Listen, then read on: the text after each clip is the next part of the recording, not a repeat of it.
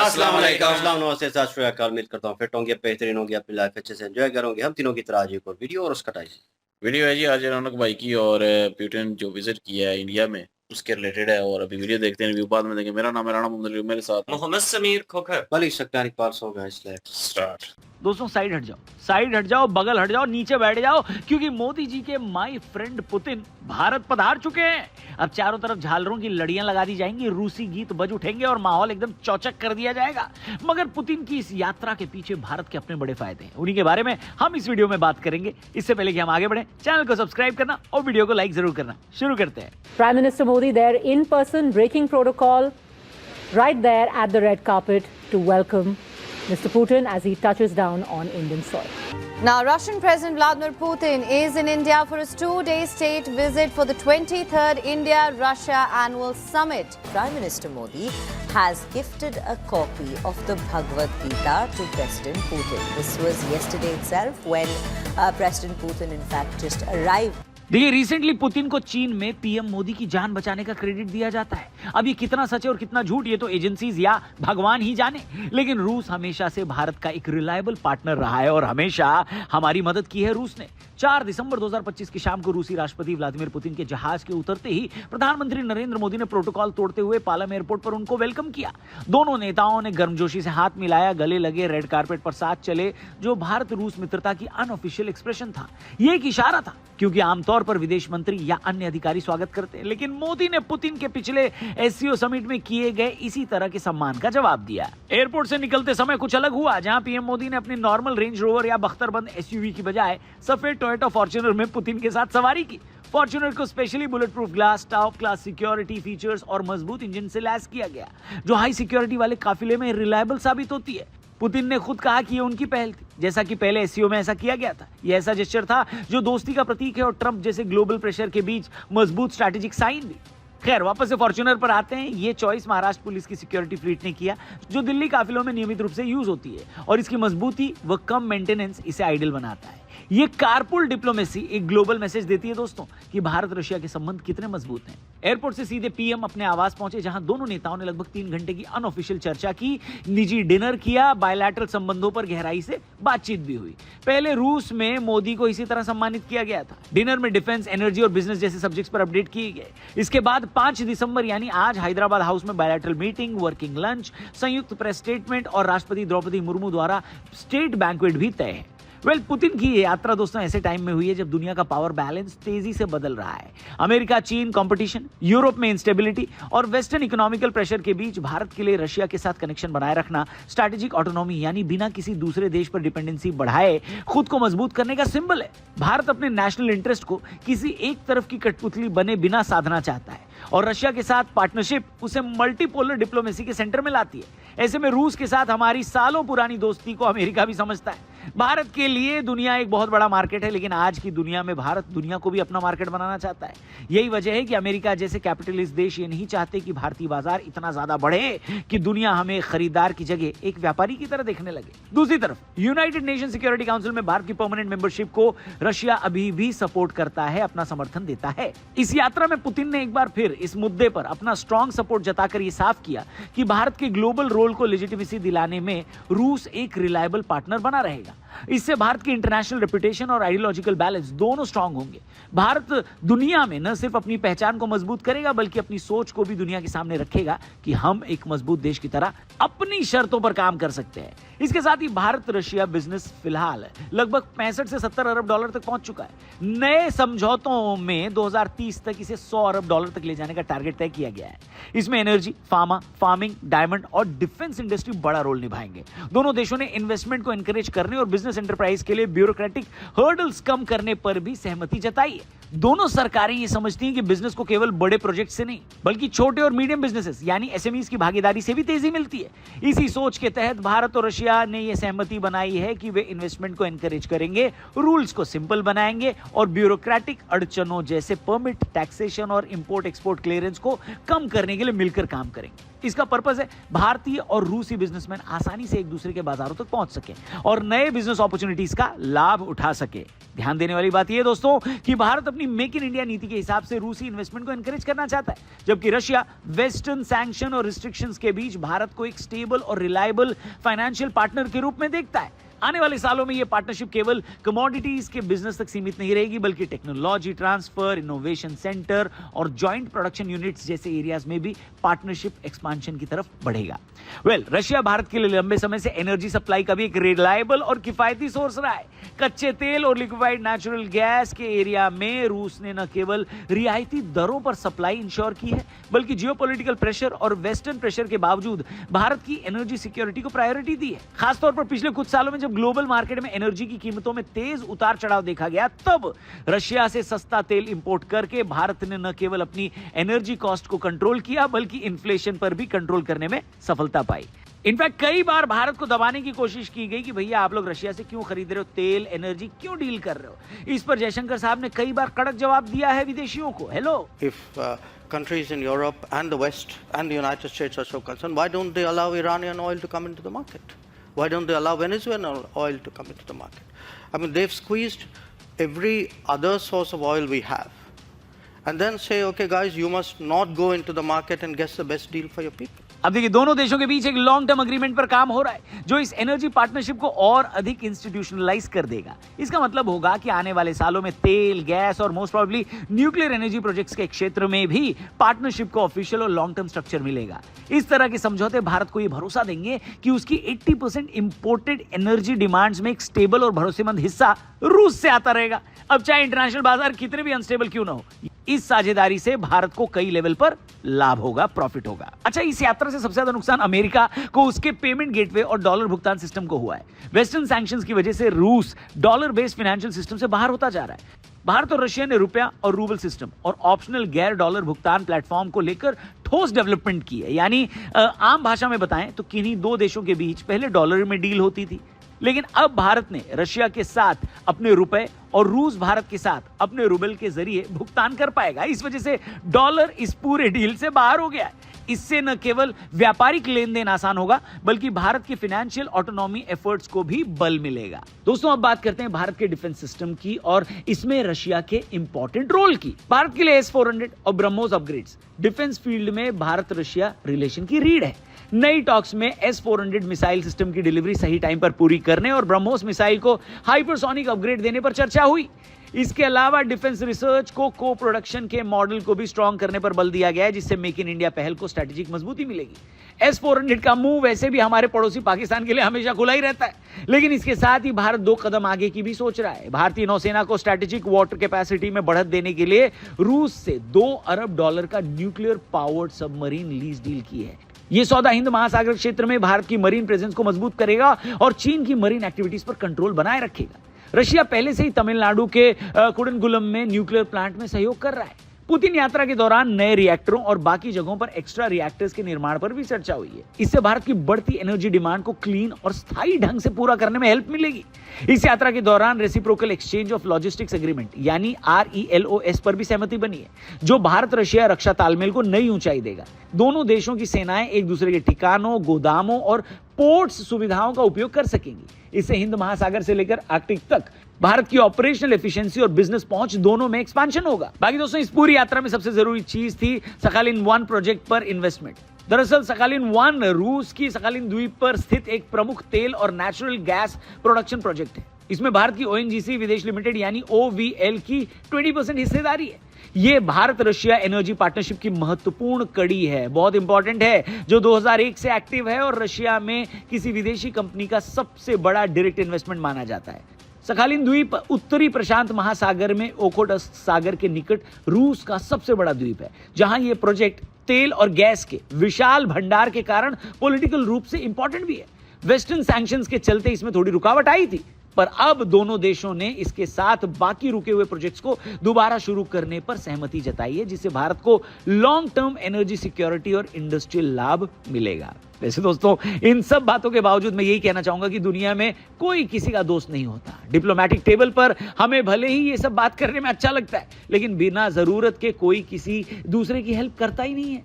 भारत को पहले भी अपनी लड़ाइयां अकेले लड़नी पड़ी हैं और आगे भी भारत वही करेगा। बात बस इतनी है कि आज के ग्लोबल वर्ल्ड में हम किस लेवल तक का फायदा उठा सकते हैं अपने सबसे क्लोज एसोसिएट और स्ट्रेटेजिक पार्टनर्स के साथ, वो देखने वाली बात है।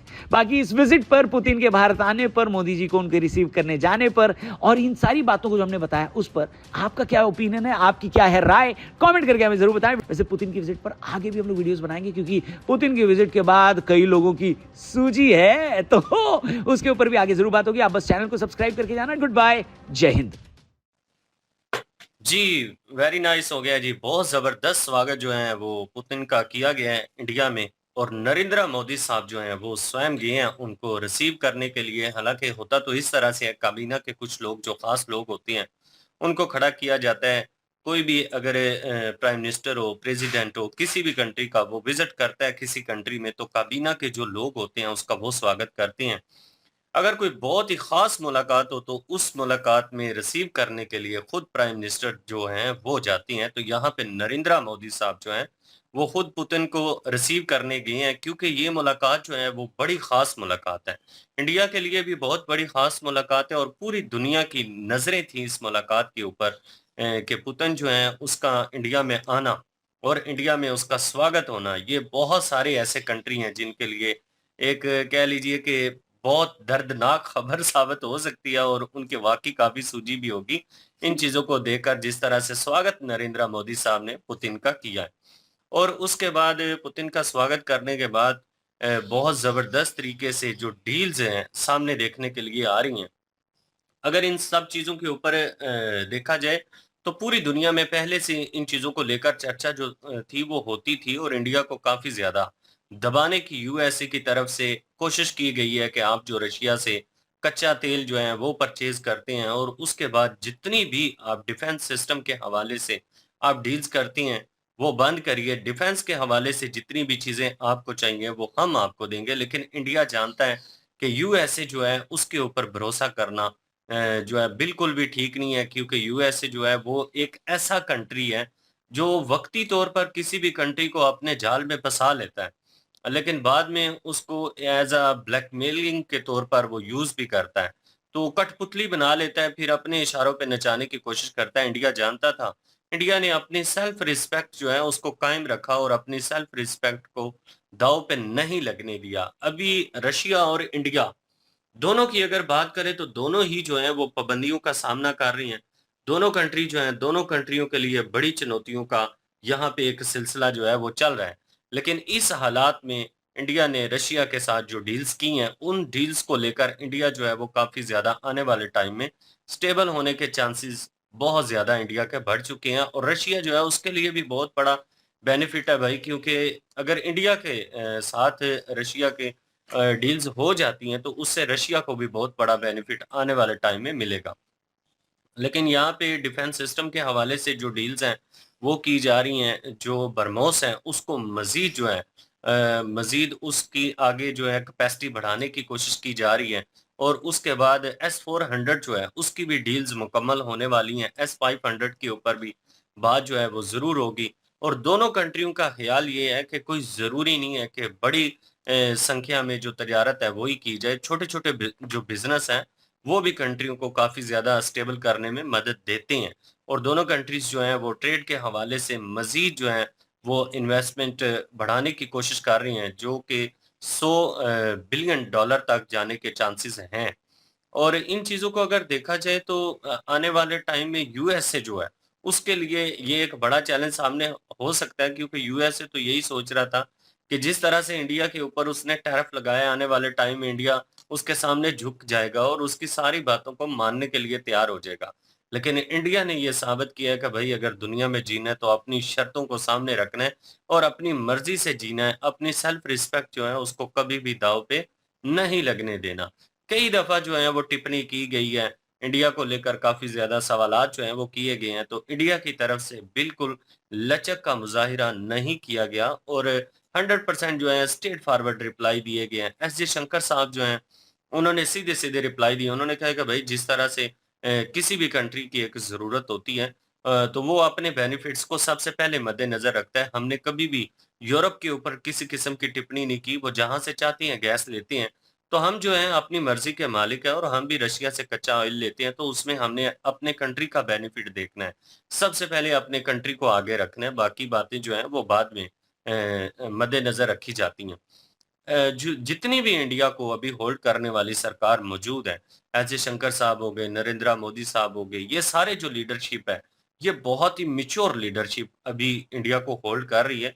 इसलिए इनको अच्छे से पता है कि किसी भी हिकमत अमली का सामना जो है वो किस तरह से करना है और किसी भी बड़ी चुनौती को किस तरह से हैंडल करना है। अभी देखा जाए तो टैरिफ से फर्क तो इंडिया को पड़ा है, ये नहीं कि फर्क नहीं पड़ा, लेकिन इंडिया ने उसको हैंडल करने के लिए मुतबादल जो प्लान है वो बना लिए हैं और मुमकिन है कि बहुत जल्दी जिस तरह से हालात इंडिया के खराब हुए टैरिफ लगने की वजह से, जिस तरह महंगाई जो इंडिया में आई है और महंगाई आसमान को छू रही है, आम बंदे जो है उनके लिए एक बड़ा चैलेंज है। लेकिन इंडियन जो सरकार है जिस तरह से वो तेजी से लाए अमल कर रही है, मुतबादल प्लान बना रहे हैं दूसरे कंट्रियों के साथ जो डील्स हो रही हैं, बहुत जल्दी इंडिया जो है इस मुश्किल हालात से अपने आप को बाहर निकालने में कामयाब जरूर होगा। जी बिल्कुल जी। और जिस तरह का प्रोटोकॉल दिया गया वाकई बहुत शानदार किस्म का प्रोटोकॉल था। और नरेंद्र मोदी जी ने आगे प्रोटोकॉल भी तोड़ा। और क्योंकि कोई भी वही बात के जब कोई आता है तो कोई कबीना के जो है अरकान जो हैं वो भेजे जाते हैं, कोई ख़ास हो ना, ख़ास और ख़ास, तो फिर जो है मुल्क का वज़ीर-ए-आज़म भी उनको इस्तकबाल के लिए जो है वहाँ पे पहुँच जाता है। और ये रशिया जो है पुतिन जो हैं ये इंडिया के लिए ख़ासम ख़ास है। तो इसलिए जो है वो अ, अपना मोदी जी जो हैं वो खुद गए हैं, उनका इस्तकबाल किया, उनको लेके आए।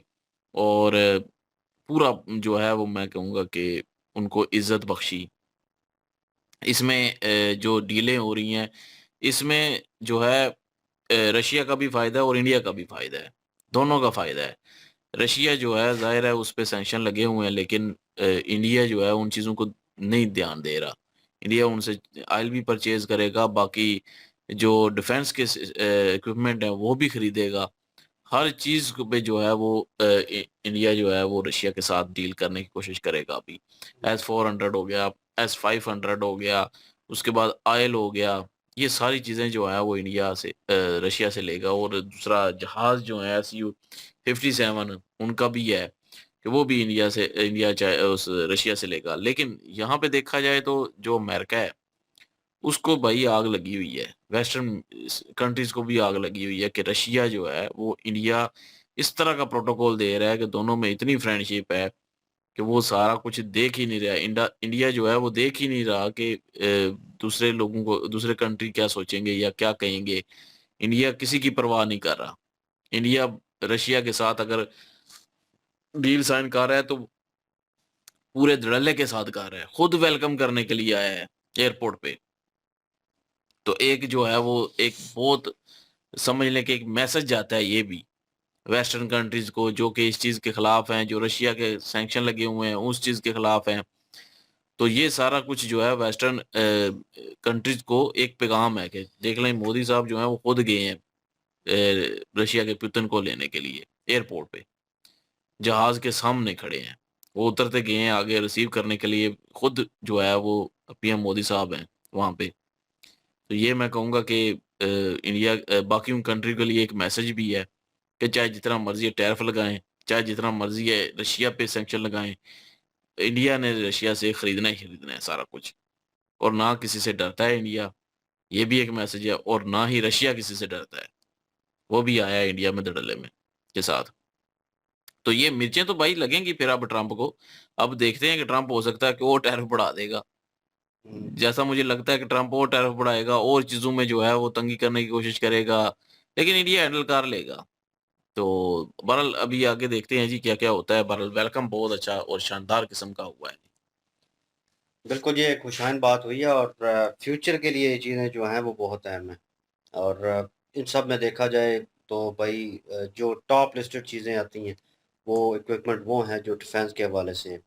अभी वो मेरे ख्याल में सबमरीन का ज़िक्र हुआ जो क्या लेकिन न्यूक्लियर सबमरीन है जो है वो परचेज़ की जाएगी, वो आएगी रशिया से इंडिया में।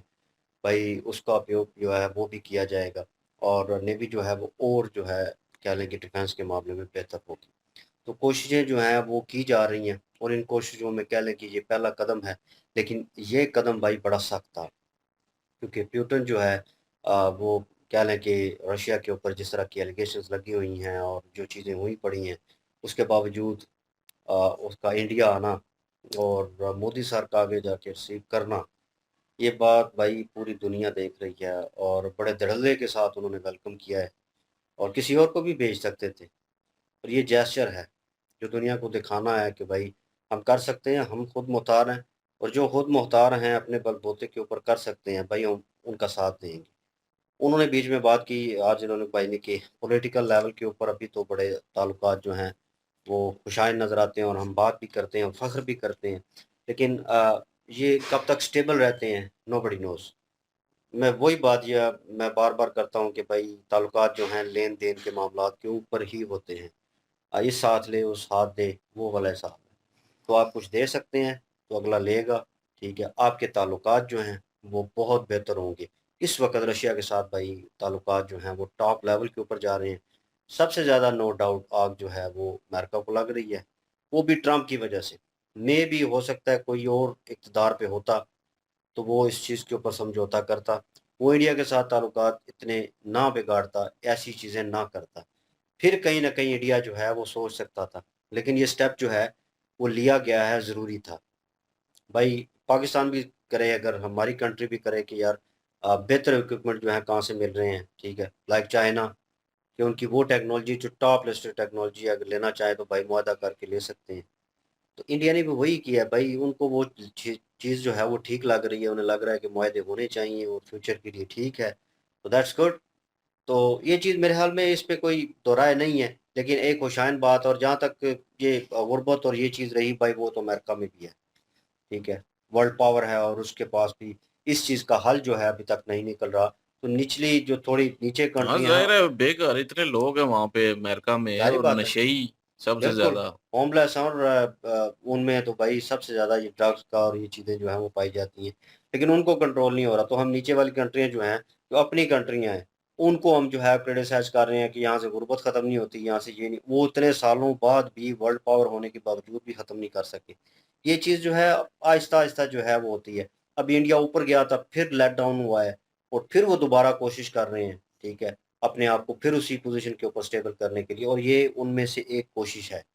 और ज़बरदस्त जी।